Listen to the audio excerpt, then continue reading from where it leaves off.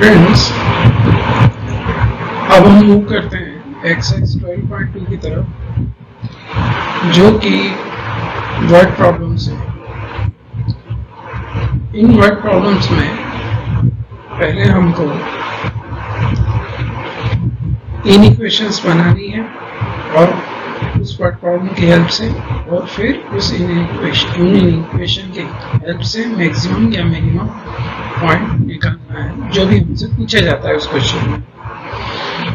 अब मैं इस क्वेश्चन को पढ़ रहा हूँ, आप भी ध्यान से देखिएगा कि मैं क्या कह रहा हूँ। Reshma wishes to mix 2 types of food P and Q। इसका मतलब वो 2 तरह के फूड्स को मिलाती है P और Q।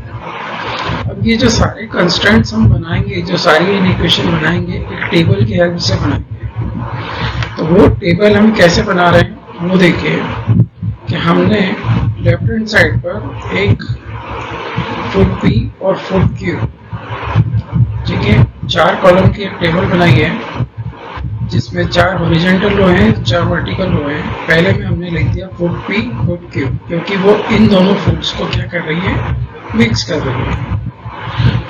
अब इसके अंदर वो गलती है, हमसे कहा जाता है कि the vitamin contents of the mixture contain at least 8 units of vitamin A and 11 units of vitamin B. तो इसका मतलब क्या हो गया, हमारे पास ये रिक्वायरमेंट होगी किस चीज की, विटामिन ए और विटामिन बी। तो वर्टिकल कॉलम जो दूसरा है उसमें हम लिख देंगे विटामिन ए, तीसरे में लिख देंगे विटामिन बी, और जो हॉरिजॉन्टल कॉलम है उसमें हम क्या लिखेंगे कि रिक्वायरमेंट कितनी है। तो विटामिन ए की जो रिक्वायरमेंट है वो है 8 यूनिट्स, तो हम यहाँ पर हमने क्या लिख दिया 8 यूनिट्स। और विटामिन बी की रिक्वायरमेंट कितनी है 11 यूनिट्स, तो हमने इसको यहाँ क्या लिख दिया 11 यूनिट्स। क्लियर। अब आगे की तरफ बात करते हैं।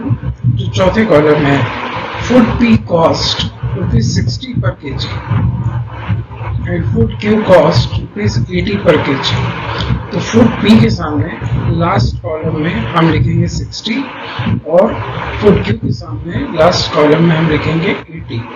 और ये किस चीज की है, तो बोले ये जो हमारी क्या है, कॉस्ट। इतना लिखने के बाद अब हम आगे क्वेश्चन में जब पढ़ते हैं तो उसमें हमसे कहा जाता है कि फूड P में 3 यूनिट्स पर kg विटामिन ए है और 5 यूनिट्स पर kg विटामिन बी है। तो हम फूड P के लिए क्या लिख देते हैं, 3 यूनिट्स ऑफ विटामिन ए और 5 units of vitamin B. Clear. उसके बाद फूड Q में 4 यूनिट्स पर kg विटामिन ए की है और 2 यूनिट्स पर kg विटामिन बी की है, जो मैंने ग्रीन लाइन से बताई। तो फूड Q में 4 यूनिट्स ऑफ विटामिन ए और 2 यूनिट्स ऑफ विटामिन बी।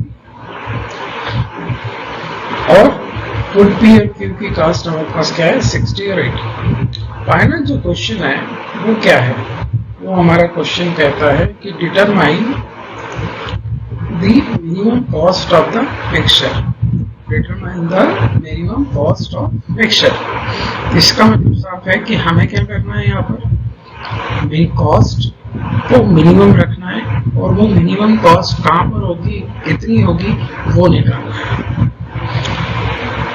तो सबसे पहले ये टेबल बनने के बाद हम लिखते क्या है कि साहब हमने जो मिक्सचर यूज किया फूड, उसमें फूड P और फूड Q थे। तो फूड P हमने कितना लिया, फूड Q कितना लिया, तो फूड P लिया x kg, फूड Q लिया y kg। अब अगर हम पहले कॉलम की तरफ देखें तो हमारा फूड विटामिन ए की जो रिक्वायरमेंट है वो क्या है, कम से कम 8 यूनिट्स। और फूड ए में कितना है विटामिन है, बोले 3 यूनिट्स। फूड बी में कितना है, 4 यूनिट्स। तो और कम से कम कितना चाहिए, 8 यूनिट्स। तो इसका मतलब पर यूनिट हमने टोटल कितना फूड मिक्स किया था, x kg किसका, फूड P का, और y kg फूड Q का।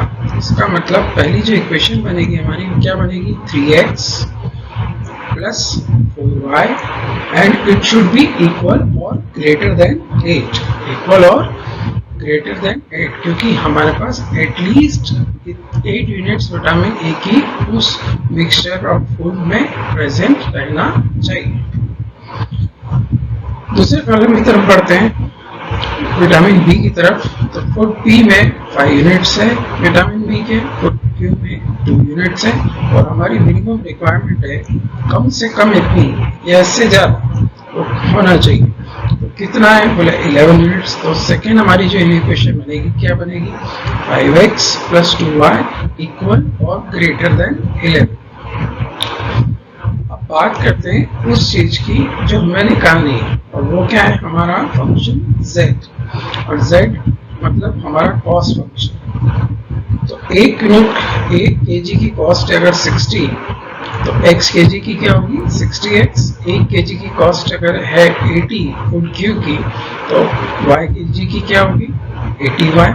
इसका मतलब z जो हो गया हमारा क्या हो गया 60x + 80y, जिसको हमें मिनिमाइज करना है, क्योंकि कॉस्ट हमेशा हम मिनिमाइज करने की कोशिश करते हैं। तो हमारी जो 2 इक्वेशंस हैं वो क्या हो गई, एक तो हो गई हमारी 3x + 4y equal greater than 8, तीसरी हो गई 5x + 2y equal greater than 11।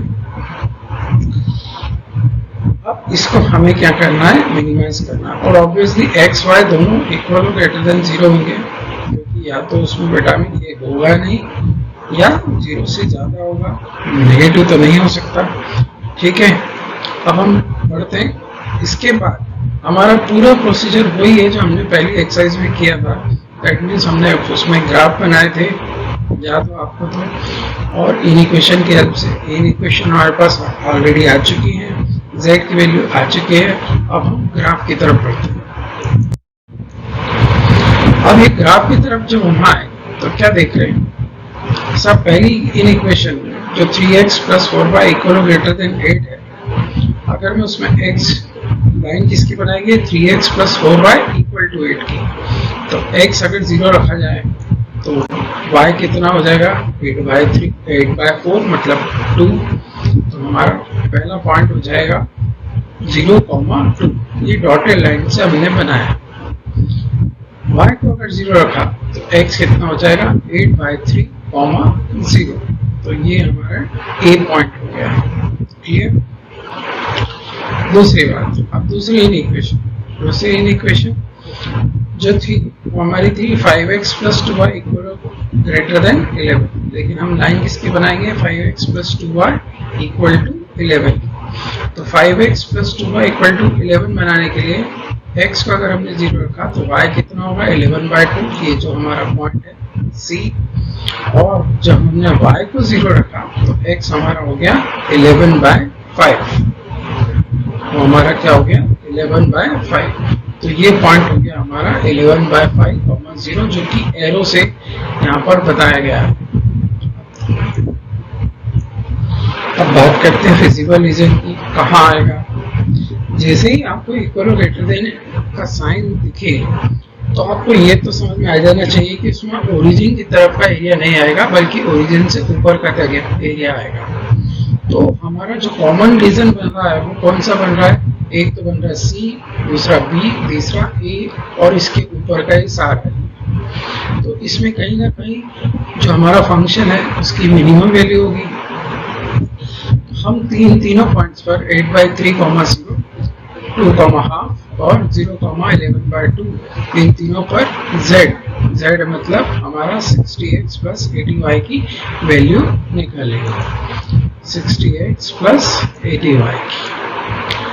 तो 8/3, 0 जो हम रखेंगे z में, जो कि हमारा 60 × 8/3 तो हो जाएगा 20 × 8, दैट मीन्स 160, और 2,5 रखेंगे तो 62 = 120 और 80/2 दैट मीन्स 40, तो अगेन क्या आ गया 160, और 0,11/2 रखते हैं तो वो पॉइंट आएगा हमारा 440।